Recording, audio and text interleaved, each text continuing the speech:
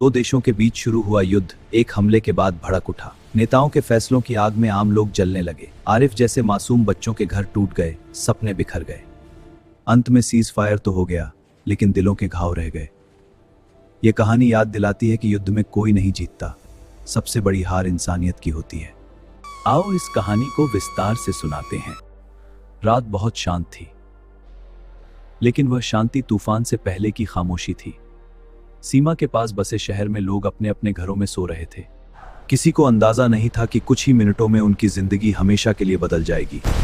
अचानक आसमान चीरती हुई एक तेज आवाज आई, फिर धमाका। धरती कांप उठी, खिड़कियां टूट गईं, लोग घबराकर उठ बैठे। बच्चों की चीखें, औरतों की पुकार, बुजुर्गों की कांपती दुआएं, सब कुछ एक साथ हवा में घुल गया। उसी रात इजराइल के सुरक्षा मंत्री के काफिले पर हमला हुआ।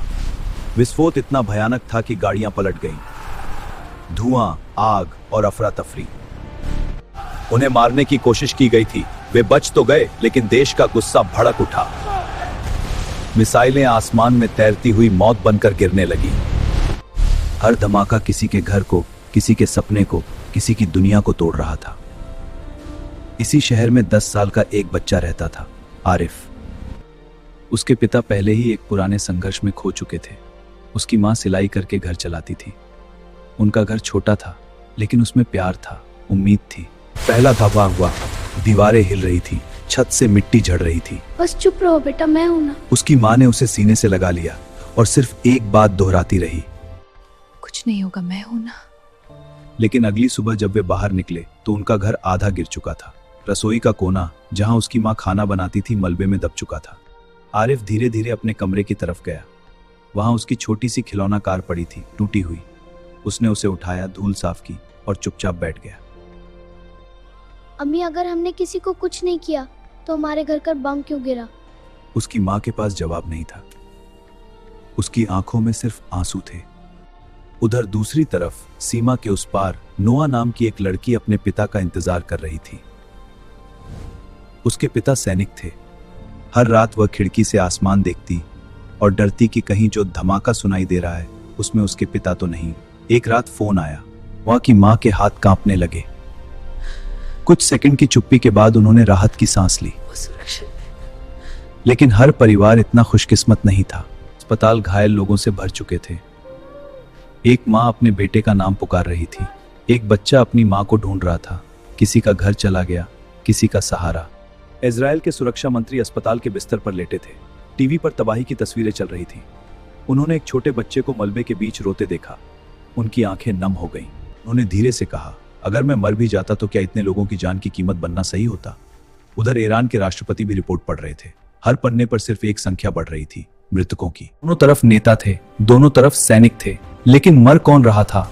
आम लोग। कुछ दिनों बाद एक स्कूल पर मिसाइल गिरी। वहां बच्चे पढ़ रहे थे। किताबों पर धूल जम गई। ब्लैक बोर्ड पर लिखा आखिरी शब्द था, शांति। यह खबर दुनिया भर में फैल गई। लोग सड़कों पर उतर आए।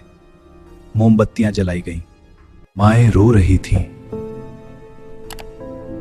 चाहे वे किसी भी देश की हों। आखिरकार दबाव बढ़ा। गुप्त बातचीत शुरू हुई। कई घंटों की बहस, कई दिनों की चर्चा, और फिर एक दिन घोषणा हुई, युद्ध विराम लागू किया जाता है। Cease fire. सायरन बंद हो गए। लेकिन सन्नाटा पहले से ज्यादा भारी था। आरिफ अपने टूटे घर के सामने खड़ा था। हम फिर से बनाएंगे। आरिफ ने अपनी टूटी खिलौना कार के पहिए को जोड़ने की कोशिश की। उसकी उंगलियां कांप रही थीं, लेकिन वह हार नहीं मान रहा था। सीमा के उस पार नोआ अपने पिता से लिपटी हुई रो रही थी। उसकी मां आसमान की ओर देखकर शुक्रिया अदा कर रही थी। सूरज फिर से उगा, लेकिन इस बार लोगों ने उसे अलग नजर से देखा। आरिफ ने आसमान की तरफ देखा और धीरे से कहा, शायद शांति ही सबसे बड़ी जीत है। काश बड़े लोग भी खिलौनों की तरह टूटे दिलों को जोड़ना सीख पाते। युद्ध खत्म हो गया, लेकिन उस बच्चे के सवाल अब भी हवा में तैर रहे हैं। क्योंकि सच यही है, युद्ध में कोई नहीं जीतता। हर तरफ सिर्फ अधूरे घर, खाली कुर्सियां और रोती हुई यादें रह जाती हैं। और शायद सबसे बड़ा नुकसान उन बच्चों का होता है जो समझ ही नहीं पाते कि नफरत आखिर शुरू किसने की थी। Yeah.